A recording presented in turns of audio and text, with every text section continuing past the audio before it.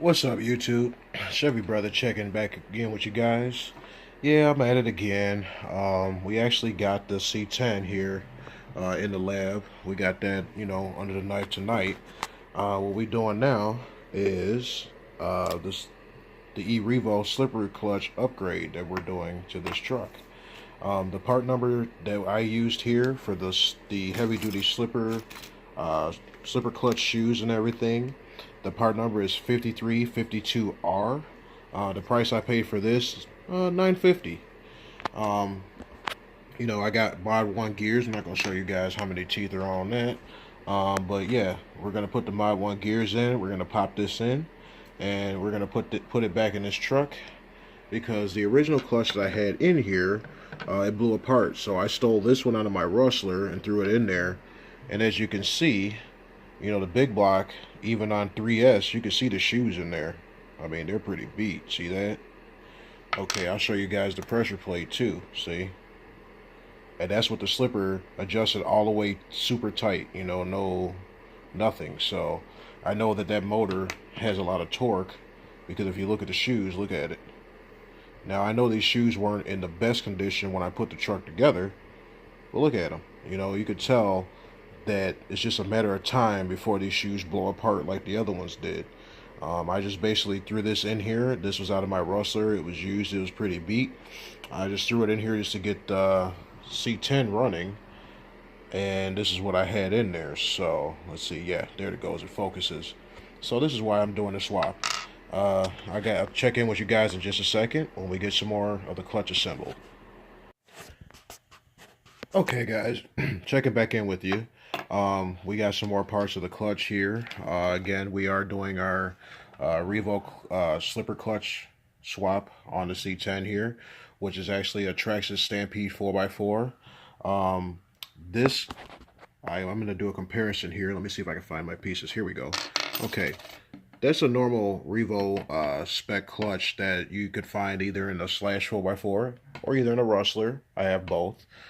This is the normal size with the stock shoes on there. This is okay for running, like regular motors, or you're running like the stock setup motor that came with, either the Rustler or the Stampede. What I highly recommend if you're going with, a high-powered motor like a big block like what I have, or a 1415 or anything, I would recommend getting these heavy-duty clutch shoes. Again, the part number is 5352R.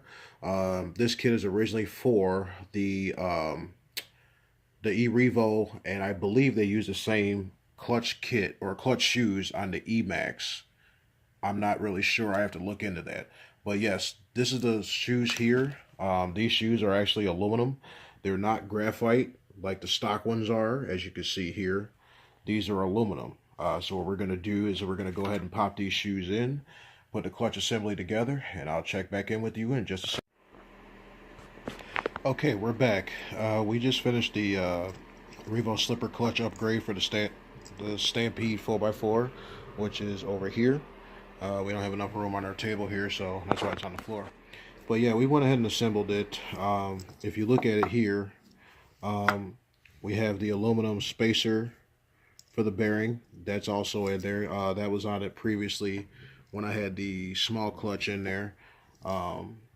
I recommend doing this upgrade while you do have this clutch apart. Put that aluminum collar in there, because usually these things come stock with the plastic one. Over time, the plastic one will wear out. The spring will jam in there, and then your clutch will explode or it'll just fail. So I recommend going with the aluminum one. When you put this clutch together, it basically assembles like the other clutch here, the stock one, the Revo spec one, not the actual Revo one. See the size difference? See how small this guy is compared to how big this is. Okay, when you go to put this in your vehicle, when you set it up, we're trying to see here. If you look closely, if you look at this shaft here, there's 2 holes on this shaft. What you want to do is put your pin on the second hole. Okay, because the way that these things are, if you look at the back of this and you look at the back of this guy here, this one sticks out. That one's more indented, so that's why you have to move it to the second hole on here so it doesn't rub in your chassis. Okay, once you do that, you put it together. You put your bearing in there first, then you put your collar, your spring, then your lock nut. Okay, I run mine fully locked, but this is when you adjust your slipper. You adjust your lock nut here for how much slip you want. I like to run mine fully locked. That's why my spring's compressed like that. Then you put your dry shaft drive on there. Then you're all set to go. Plop it in the truck and you're done. You know, you could put your gears on here. As you can see, I have a Mod 1 on there, and it fits perfectly in the truck. Okay, now you have a heavy duty slipper with aluminum clutch shoes in it, and see how big it is? It's the size of your spur gear. So it'll be able to take the torque. If you're running a big motor like I am, the 1512, or if you're running like a 6S setup or something like that, these shoes are supposed to be able to handle that power. We definitely gonna test it. You know, I seen it online. There's a couple people that did this upgrade. This upgrade would work on a Slash. It'll work on a Stampede. It'll work on a Rally. Any Traxxas four-wheel drive car that uses, you know, like Slash parts or anything like that. This is the Revo clutch. It works on the Stampede, the Slash, the Rally, the Telluride, pretty much all the Traxxas four-wheel drive vehicles. This upgrade will work on. So that's it for now. Rate, comment, subscribe. Give me a thumbs up. And as always, keep RC and keep wrenching. Peace. Hey, what's up, guys? This is Chevy Brother. I also want to throw this little tidbit in there when you're doing a clutch swap or anything on your four-wheel drive vehicles. If you look at the motor here, you can pop the clutch out. You don't have to loosen this screw. Hold on a second. Let me get a pointer here. Here we go. You don't have to loosen this screw right here. So your gear mesh, you don't have to adjust your gear mesh. You can leave your motor sitting the way it is. You pop all your screws out. You got one here, one there, one on this side, one on the other side, and two underneath. You pop those out and you pull the back half of your truck, which is right here. You pull that bad boy off and your slipper clutch is right here. Okay, now what we did a slipper upgrade on here, and as you can see, we're gonna see if I can eyeball this through the camera. Let's see here. One-Handed Productions, people. One-Handed Productions. Try to put this sucker together on camera. It's the first time I'm trying this here.